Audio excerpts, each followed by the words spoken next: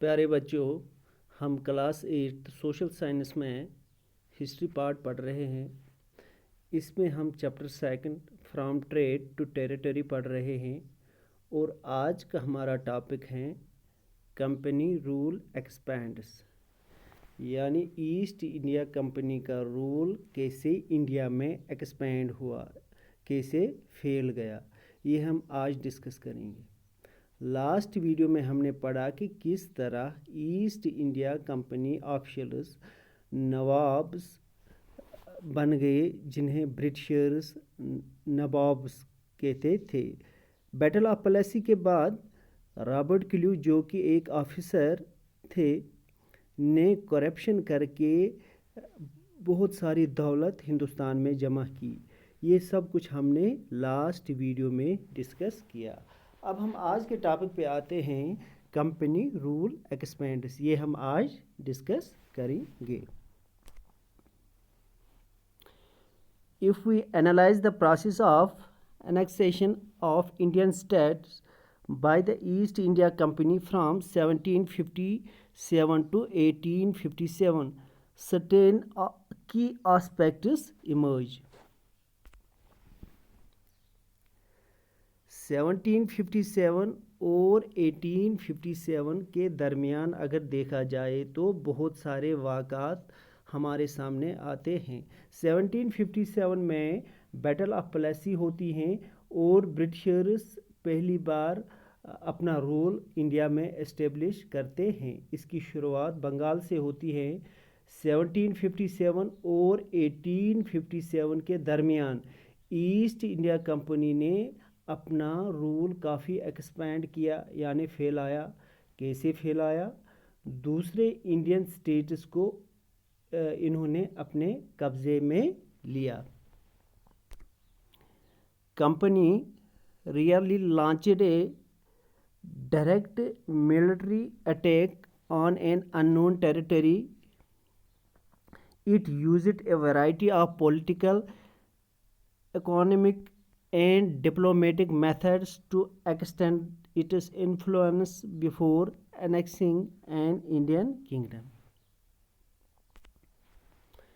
अब यहाँ क्या होता है कि कंपनी जो भी टेरिटरी एक्वायर करती हैं, जो भी एरियाज़ अपने कब्ज़े में कंपनी ने लाए, वो सब उन्होंने लड़ के ही हासिल नहीं किए।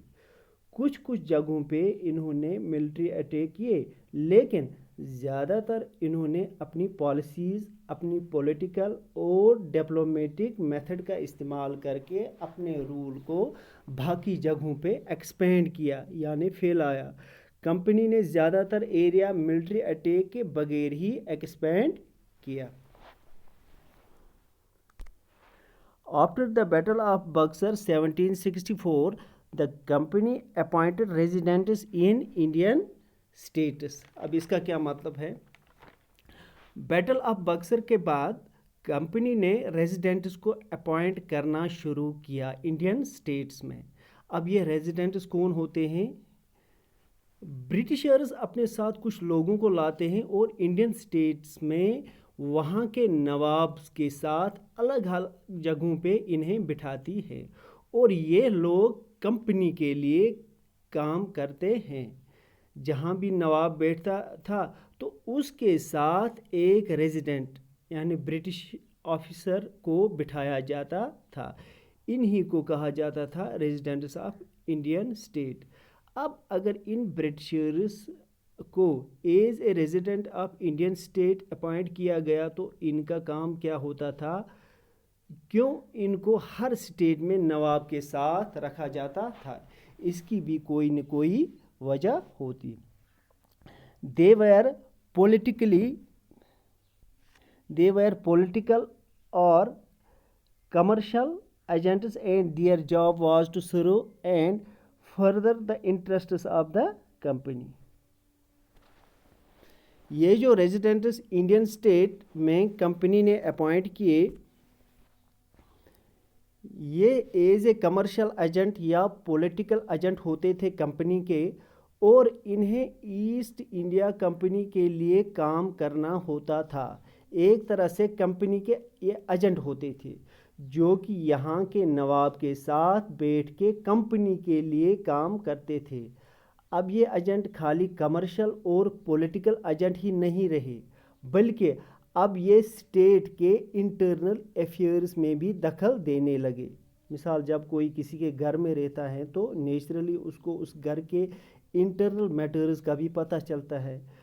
اسی طرح یہاں بھی ہوا، جب ایسٹ انڈیا کمپنی کا ریزیڈنٹ آفیشل کسی انڈین اسٹیٹ کے نواب کے ساتھ بیٹھتا ہے تو اس کو وہاں کے انٹرنل میٹرز کی پوری جانکاری ہو جاتی ہے اور اس کو پورا پتہ چلتا ہے کہ یہاں کیا چلتا ہے۔ تو اس چیز کا فائدہ کمپنی نے اٹھایا کیونکہ یہ ریزیڈنٹ کمپنی کا ہوتا تھا اور کام بھی کمپنی کے لیے ہی کرتا تھا۔ جب اس ریزیڈنٹ کو اسٹیٹ کی انٹرنل میٹرز کے بارے میں پوری جانکاری ہو جاتی ہے تو یہ اب اسٹیٹ کے انٹرنل میٹر میں بھی دخل دینے لگا۔ تو اس طرح سے کمپنی اس ریزیڈنٹ کی مدد سے اسٹیٹ کے ہر انٹرنل میٹر میں دخل دیتی تھی۔ اور اس طرح برٹشرز نے ایک پالیسی بنائی جس سے پالیسی آف سبسائڈری الائنس کہتے ہیں۔ Policy of subsidiary alliance.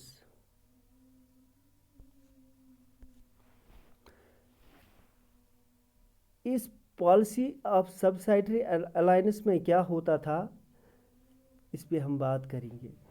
Indian rulers were not allowed to have their independent armed forces. Indian rulers were not allowed to have their independent armed forces.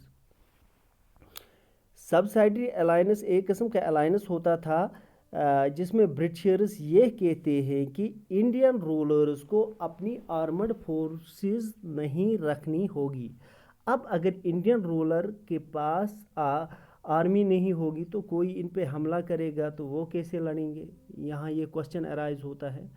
Company یہاں ان کو کہتی ہے کہ آپ اپنی فوج نہیں رکھو گے، اگر آپ کے اوپر کوئی حملہ کرتا ہے تو آپ کو پروٹیکشن کمپنی دے گی۔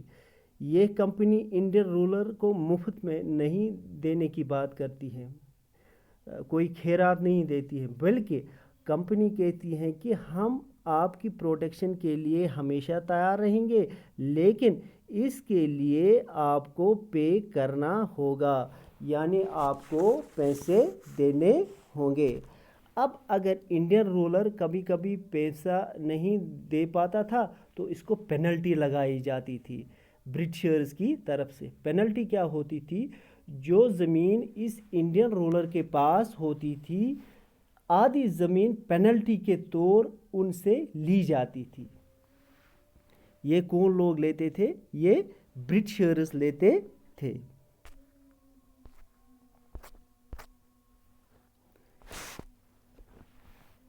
When Richard Wellesley was Governor General in 1805, Nawab of Awadh was forced to give over of his territory to the company in 1801.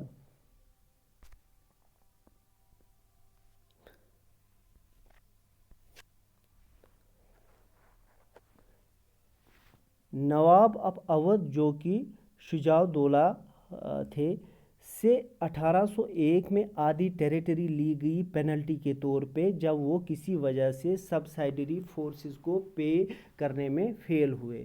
Richard ویلسلی اس وقت گورنر جنرل تھے۔